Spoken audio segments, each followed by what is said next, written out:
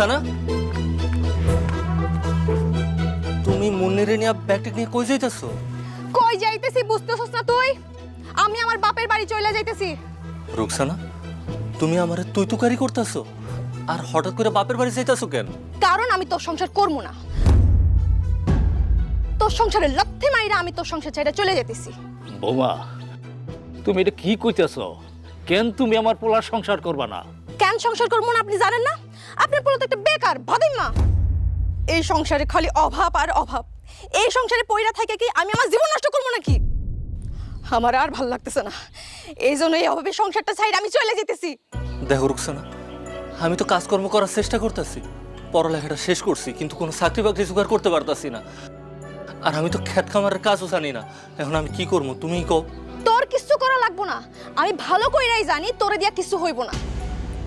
আমার একটু ভালো মন্দ খাইতে দিতে পারোস না, ভালো জামা কাপড় দিতে পারোস না, আর স্বর্ণ অলংকারের কথা তো বাদই দিলাম।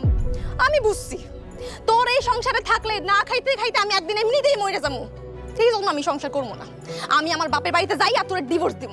এমন কথা কইও না রুকসানা, আমি তোমার অনেক ভালোবাসি। তুমি যদি আমার ডিভোর্স দিয়ে দাও তাইলে আমি বাঁচবো না, আমি মরেই যাবো। আর তোর সংসারে যদি আমি থাকি তাহলে আমিও বাঁচবো না, আমিও মরে যাবো।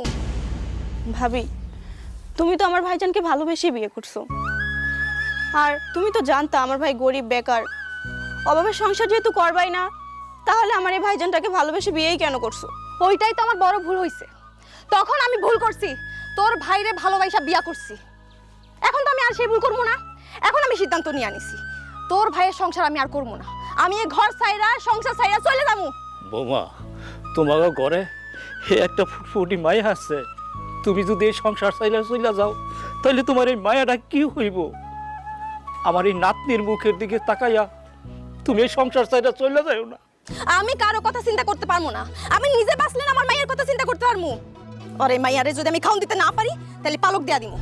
এসব তুমি কি কইতাছো রুকসানা? আমাকে দুইজনের ভালোবাসার সফল আমাকে ওই মুন্নি, আর সেই মুন্নিরে তুমি পালক দিয়ে দিবা? তুই তোর মাইয়ারে খাওন দিতে পারবি না তো আমি কি করবো? তোর মাইয়ারে পালক দিমু না? তোর মাইয়ারে আমি পালকে দিয়া দিমু। আর আমার সাফ সাফ কথা, আমি কিন্তু তোর সংসার করবো না। আমার এক্ষুনি যাইতে দে, নাইলে কিন্তু খারাপ হয়ে যাইবো।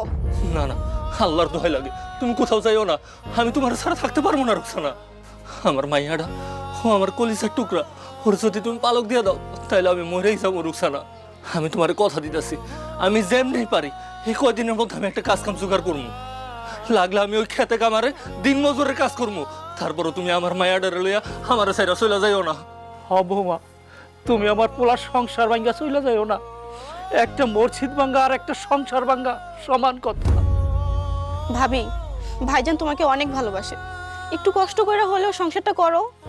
তোমার এই ছোট্ট একটা মেয়ে আছে, তার চিন্তাটা একটু করো। একটু ধৈর্য ধরো ভাবি, দেখবা এই সংসারে আর অভাব থাকবে না। ঠিক আছে, আপনারা সবাই যেহেতু কইতেছেন, আমি 1 মাস সময় দিলাম। এই 1 মাসের মধ্যে তুই যদি কোনো কাজকর্ম না করছস, তুই আমার ভরণ পোষণ ঠিক মতো করতে না পারছস, তুই আমার শাড়ি গহনা দিতে না পারছস, তোর কপালে আমি লক্ষ্মী মাইরা সংসার ছেড়ে চলে যাবো কইতেছি। চল।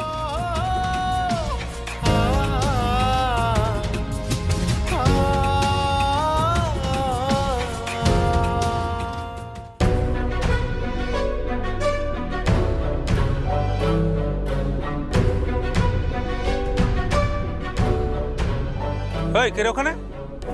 কি ব্যাপার? বলো নাই কও না তুমি আবার লাউয়ের ঝাঁকা থেকে লাউয়ের পাতা ছিটতেছো কেন?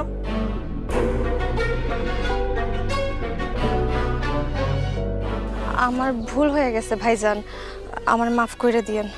আসলে আমার জামাই কোনো কাজকর্ম করে না তো, সংসারে অনেক অভাব। আর আজকে তো ঘরে রান্নাবান্না করা কিছুই নাই, তাই বাধ্য হইয়া 2টা লাউ পাতা ছিঁড়ছি। এত সুন্দরী একটা মাইয়া এরকম অভাবের ঘরে এসে পড়লা কেমনে? কোন বাড়ি বউ তুমি? তোমার জামাইয়ের নাম কি? ওই যে আপনার পাশের বাড়ির সুমন আছে না, আমি সুমনের বউ। ও, আমাকে সুমিন্নার বউ তুমি?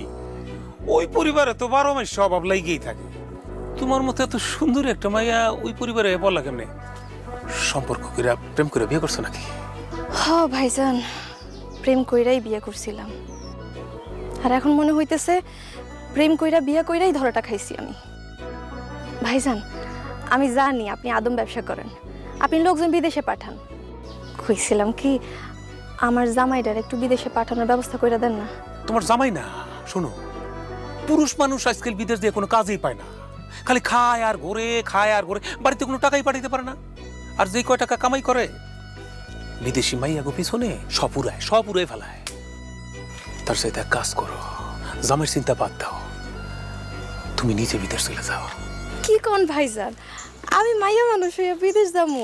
হ, তুমি বিদেশ যাইবা। শোনো, বিদেশে এখন মাইয়া মানুষের বেশি ডিমান্ড। মনে করো মাইয়া মানুষ কোনো চাকরিতে গেলে ডাবল বেতন। আমার কথা শোনো, তুমি যদি বিদেশ যাও, বেশি না, মাত্র 2টা বছর লাগবে তোমার কোটিপতি হইতে।